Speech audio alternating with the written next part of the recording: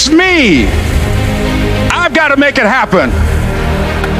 It's not over until I win.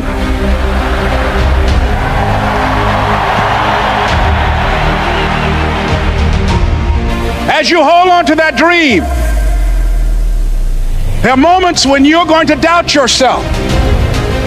There are rough times are going to come, but they have not come to stay. They have come to pass. It's very important for you to know that. Don't say I'm having a bad day. Say I'm having a character building day. Yes, it's possible that you can choose your future and direct the course of your life as you run toward your dream. It's necessary that you have goals, that you write those goals down, that you plan, that you think constantly of how you can begin to improve what it is that you're doing. If it's your presentations, if it's your recruiting skills, whatever that is, it's also necessary that you look for ways to always find a way to pull it out when everybody else thinks that you are defeated. That you've got to take personal responsibility to know that in order to become successful, you've got to make it your personal business to do it. But the next thing, ladies and gentlemen, I want to share with you that some of you already know that it's hard. It's not easy. It's very important for you to believe that you are the one to make this happen. I remember this high school teacher, Mr. Leroy Washington, at the end of school one June, it was just a few days before we were supposed to leave, and I just got my report card, and it indicated that I'd failed history, and I'd failed English, and I would have to go to summer school. And I was feeling within myself that I was a failure, that I'm slower than most people in getting paperwork, and I was feeling down on myself and very negative. And Mr. Washington was giving a speech to the graduating seniors, and I was in 11th grade. And even though I wasn't supposed to be in there, I went in there because the speech he was giving, that speech was for me. And as he talked, my heart began to beat fast. Tears began to run down my eyes, and I was in the back just listening to him, because he said, and he was a very dramatic man. I still talk to him to this day. He said, as graduating seniors of Booker T. Washington High School, I want you to know that you're blessed and highly favored, and that as you go toward the future, begin to know that you have greatness within you. And if just one of you here begin to envision yourselves as being blessed and highly favored to reach your goals, if just one of you capture the essence of what that means, that you have greatness within you and a responsibility to manifest that greatness, that you can make your parents proud, you can make your school proud, you can touch millions of people's lives, and the world will never be the same again because you came this way. And the students gave him a rousing standing ovation. And as he left the auditorium, I ran down the steps and I caught him in the parking lot. I said, Mr. Washington? He said, yes. I said, do you remember me, sir? He said, no. I said, my name is Leslie Brown. My mother, she works in the cafeteria here. I'm one of the twins, Leslie and Wesley. I said, Mr. Washington, but you know, I got these big dreams. I like talking to people. I love people. I said, I want to work with people, and I got this dream of buying my mama a home. Could I do that, Mr. Washington? He said, it's possible, Mr. Brown. And as he walked away, I called him again. I said, Mr. Washington? He said, what do you want now? I said, I'm the one, sir. I said, I'm the one. You remember me, sir. I'm Miss Mamie Brown's boy. I'm the one. I'm the one. That's why you're here, because you are the one. And I remember when PBS first played one of my specials called You Deserve, one Sunday afternoon in Miami, Florida. I had some friends call him to tell him to tune in. And he watched the program. He called me in Detroit, and I answered the phone. I said, hello. He said, may I speak to Les Brown, please? I said, who's calling? He said, you know who this is. I said, oh, Mr. Washington, it's you. He said, you were the one, weren't you? I said, yes, sir. He said, and you were so crazy. I said, I know, but I'm rich now.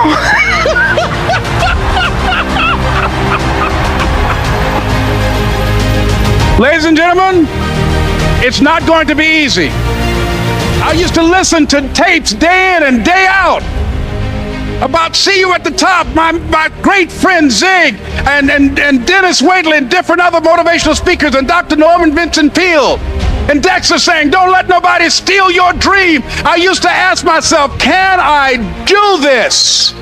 And something said within me, you're the one. You're the one.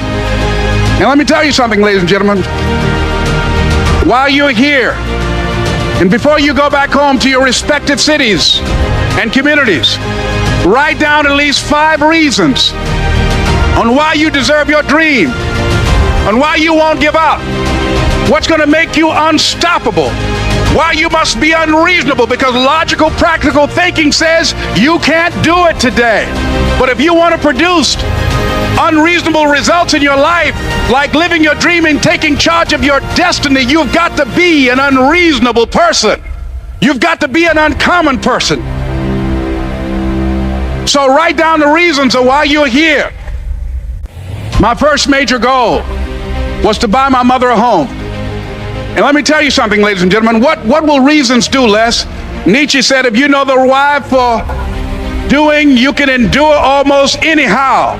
What do you mean by that? If you know why you're doing something, when the hard times come, and they're going to come, when the disappointments and the rejections come, and they're going to come by the truckloads, your reasons will be your rod and staff to comfort you, to pick you up. Once again, I got a saying on one of my tapes, if life knocks you down, try and land on your back, because if you can look up, you can get up. Let your reasons get you back up.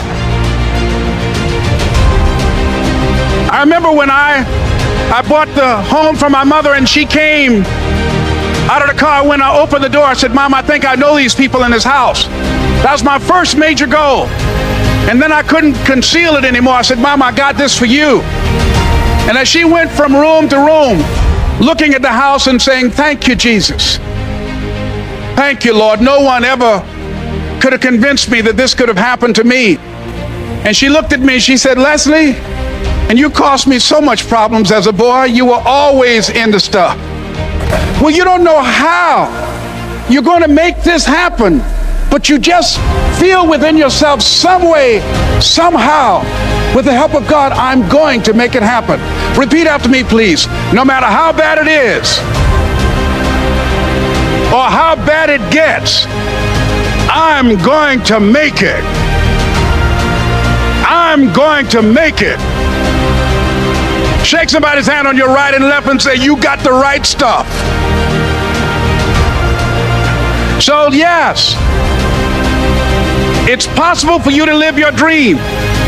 It's necessary that you associate with winners, that you work your system, that you are relentless, that you never give up.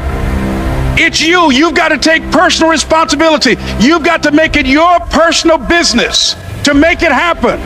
And you've got to resolve within yourself that I can do this, that it's hard, but you've got to say, I'm the one. I'm the one to make this happen. I'm the one to become successful in this business. As you work to help other people to become successful, that feeds your success. But find out what will make it worth it for you. I told Mr. Washington I wanted to become a disc jockey. He said, I want you to practice every day being a disc jockey. I said, but I don't have any job now. He said, it doesn't matter. He said that it's better to be prepared for an opportunity and not have one than to have an opportunity and not be prepared. So every day I was working to develop myself. And that's what you must do. And as I was working to develop myself, I applied for a job as a disc jockey, WMB, on Miami Beach. I went to a guy named Milton Butterball. I said, how you doing, Mr. Butterball? I'd like to get a job as a disc jockey. He looked at me, he said, do you have any broadcast background? I said, no, sir, I don't. Do you have any journalism background? I said, no, sir, I don't. He said, we don't have any jobs available. I said, yes, sir. I went back to Mr. Washington and I told him. He said, most people are so negative, they will have to say no 7 times before they say yes. He said, go back again. So I went back again. I said, how you doing, Mr. Butterball? My name is Les Brown. He said, I know what your name is. What do you want? I said, I'd like to know whether or not you have any jobs as a disc jockey, sir. He said, didn't I just tell you yesterday we didn't have any jobs? I said, yes, sir, but I know whether or not somebody got laid off or somebody was fired, sir. He said, no one was laid off or fired. Now get on out of here. I came back the next day like I was seeing him for the first time. I said, hello, Mr. Butterball, how are you? He looked at me with rage. He said, go get me some coffee. I said, yes, sir. And I went to get him some coffee. After a while, I would get their lunch and dinner, and I would go in the control rooms and take the disc jockeys their food, and I would not leave until they would ask me to leave. Pretty soon the phone rang, and it was the general manager. He said, Rock can't finish his program. I said, I know. He said, would you call one of the other DJs in? I said, yes, sir. I hung the phone up. I said, now he must think I'm crazy. I called my mom and my girlfriend, Cassandra. I said, y'all turn up the radio and come out on the front porch. I'm about to come on the air. I waited for about 20 minutes, and I called him back. I said, Mr. Klein, I can't find nobody. He said, young boy, do you know how to work the controls? I said, yes, sir. He said, go in there and don't say nothing here. I said, yes, sir. I couldn't wait to get behind those controls. I put on an old Stevie Wonder record called Fingertips. I sat down behind that turntable. I said, look out, this is me, LB Triple P, Les Brown, your platter playing papa. There were none before me, and there will be none after me. Therefore, that makes me the one and only. Young and single and love to mingle, certified, bona fide, indubitably qualified to bring you satisfaction, a whole lot of action. Look out, baby, I'm your love man. I was hungry. I was hungry. So, ladies and gentlemen, if you want to make your dream become reality, the people that are running at their dreams know that it's possible that you can live your dream, that it's necessary, that you're relentless, that you have a plan of action, that you are creative. The people that are living their dream are finding winners to attach themselves to. The people that are living their dreams are the people that know that if it's going to happen, it's up to them. And they're resolving within themselves, it's not over until I win. The people that are running after their dream know they're going to have hard times. They keep on running because they're saying within themselves, I'm the one. I'm the one. No matter how bad it is or how bad it gets, I'm going to make it. The people that are running after their dreams are the people that are hungry. Shake somebody's hand on your right and left and say, you got to be hungry.